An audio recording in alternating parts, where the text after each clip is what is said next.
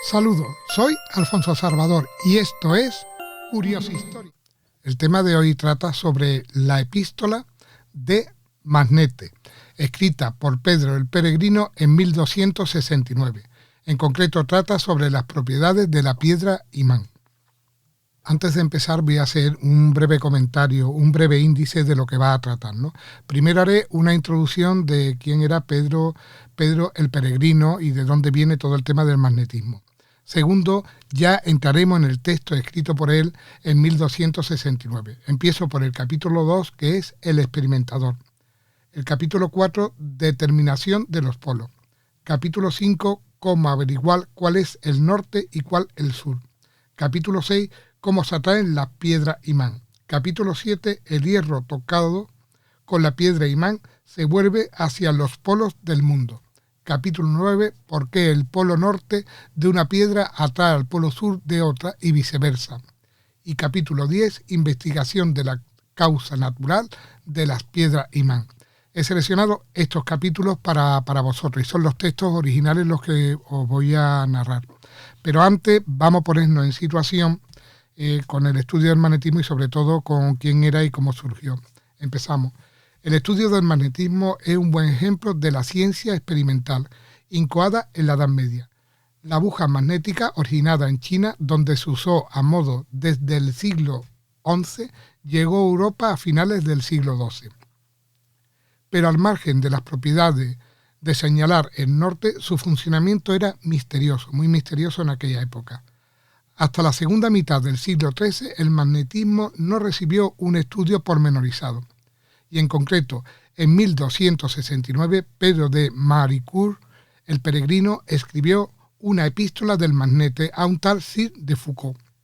En los 10 capítulos de la primera parte examina las propiedades y efectos manifiestos de la piedra imán, la polaridad y la determinación de los polos, la atracción y repulsión según sean distintos o iguales, la magnetización del hierro, las posibilidades de cambiar su polaridad, la aparición de dos dipolos si se divide uno de ellos. También indagó de dónde procedían las causas de la orientación del imán. Tras negar que se deba a la existencia de minas de magnetita en el polo norte terrestre, ya que se encuentran por todas partes, e ignorante de la declinación e inclinación magnética, y estableció que el influjo magnético procedía del cielo, lo que establecía experimental y matemáticamente la influencia del macrocosmo y del microcosmo. Sin embargo, en lugar de perderse en especulaciones místicas, se limitó a descubrir que la polar no estaba exactamente en el polo celeste, alrededor del cual daba vuelta. La operación que describe son precisas y el razonamiento sobre ellas sobrio. A continuación describe un aparato de movimiento perpetuo que gira espontáneamente movido por el magnetismo cósmico. Consiste en una esfera de magnetita que puede girar sobre pivotes insertados en sus polos, alineados en el meridiano. Afirmaba que la esfera debe girar siguiendo el movimiento de los cielos, si bien sugiere que no es fácil fabricar estos aparatos delicados, pues él mismo hubo de fracasar en semejante intento. En la segunda parte diseña una rueda magnética de movimiento perpetuo y dos brújulas, una flotante y otra sobre pivote, con un limbo graduado para medir, lo que la convierte en uno de los primeros instrumentos matemáticos prácticos junto con los astronómicos adaptados a la navegación. Y ahora, después de esta breve introducción, sí vamos a empezar con el texto de este magnífico investigador del siglo de 1269. Propiedades de la piedra imán. Pedro el Peregrino, epístola del magnete, 1269. Bien. Capítulo 2. El experimentador. Ha de saber, queridísimo amigo, que quien quiera experimentar habrá de estar familiarizado con la naturaleza de las cosas, sin ignorar los movimientos de los cuerpos celestes. También habrá de ser discreto con las manos para poder producir efectos maravillosos mediante esta piedra imán. Gracias a su industria, hasta cierto punto podrá corregir los errores que cometerá inevitablemente el matemático si no es una persona hábil. Además, en esta experiencia oculta hace falta mucha destreza, pues sin ella muchas veces no se consigue el resultado apetecido, pues hay muchas cosas en el dominio racional que exigen habilidades manual. Capítulo 4. Determinación de los polos. Deseo informarte de que esta piedra imán es semejante a los cielos, como demostraré claramente. Hay en los cielos dos puntos más importantes que los otros, porque sobre ellos, a modo de pivote, gira la esfera celeste. Se denomina uno polo norte o ártico y otro sur o antártico. Del mismo modo, ha de entender cabalmente que en esta piedra hay dos puntos llamados respectivamente polo norte y polo sur. Si procede con mucho cuidado, podrá determinar esos puntos de manera general. He aquí un método. Con un instrumento de tallar cristal u otra piedra, hágase una esfera de piedra imán y púlase. Se coloca luego una aguja o una pieza de hierro alargada encima de la piedra y se traza una línea en la dirección que marcan las agujas o el hierro, dividiendo la piedra en dos partes iguales. Se coloca entonces en otro lugar y se traza un segundo meridiano. Si se desea, puede realizarse esta operación en diversas partes y sin duda todas las líneas se unirán en dos puntos, a la manera en que los círculos meridianos se encuentran en dos puntos opuestos del globo. Uno es el norte y otro es el sur. Capítulo 5. Cómo averiguar cuál es el norte y cuál el sur. Habiéndose localizado los polos de la piedra de manera general, se determinará cuál es el norte y cuál el sur de la siguiente manera. Tómese un recipiente redondo de madera como un plato o una fuente y póngase en él la piedra, de manera que los polos equidisten del borde. Colóquese luego el plato en otro recipiente mayor, lleno de agua, de modo que la piedra del plato sea como un marinero en un barco. En el segundo recipiente debe ser de tamaño considerable para que el primero parezca una nave flotando en un río o en un mar. Insisto en el tamaño mayor del segundo recipiente a fin de que la tendencia natural de la piedra imán no se vea estorbada por el contacto de un recipiente con el borde del otro. Una vez colocado de este modo, la piedra hará girar el plato hasta que el polo norte esté en la dirección del polo norte de los cielos y el sur el polo norte del sur de los cielos. Aunque la piedra se aparte 1000 veces de su posición, retornará a ella, otras tantas como por instinto natural. Capítulo 6. ¿Cómo se atrae la piedra imán?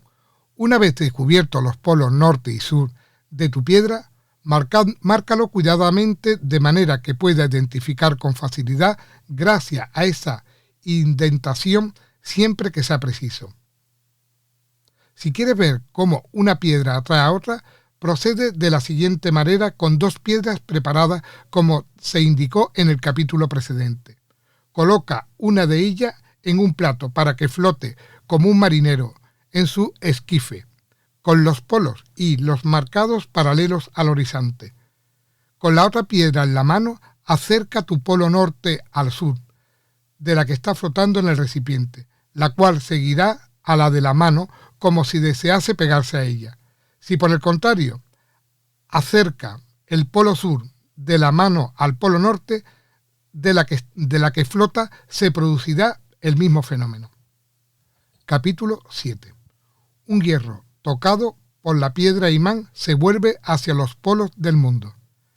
Es bien sabido por quienes han hecho el experimento que cuando una pieza de hierro alargada ha tocado una piedra imán, se fija a una pieza ligera de madera o a una paja y se hace flotar en agua, un extremo señalará la estrella llamada del marinero, porque está próxima al polo.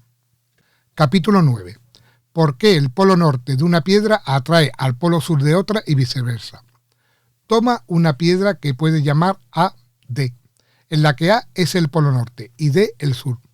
Córtala en dos partes de modo que tenga dos piedras distintas.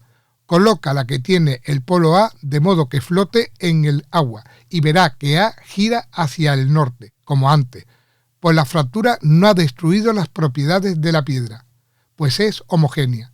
Se sigue que la parte de la piedra en el punto de fractura, que se puede marcar como B, ha de ser un polo sur. Capítulo 10. Investigación de la causa natural de la piedra imán. Algunas personas, mediocres, investigadores de la naturaleza, sostienen que la fuerza con la que la piedra atrae al hierro se halla en las venas mineras mismas de las que se obtienen las piedras. Pretenden que el hierro se orienta a los polos de la Tierra debido a las numerosas minas de hierro que allí se encuentran, pero ignoran que la piedra se encuentra en muchos lugares del globo, por lo que el hierro debería apuntar en diferentes direcciones según la localidad, lo que va contra la experiencia. Otra consecuencia es que la aguja no señala a la estrella polar, pues los meridianos no interceden en dicha estrella, sino en los polos del mundo. En todas las regiones, la polar se encuentra siempre fuera del meridiano, excepto 2 veces por cada revolución completa de los cielos. De estas consideraciones se sigue claramente que los polos de las piedras derivan su fuerza a los polos del cielo. Colóquese una piedra con los polos marcados sobre 2 estiletes agudos, a modo de pivote en los polos, de modo que rote fácilmente sobre ellos, estén bien equilibrados y giren suavemente.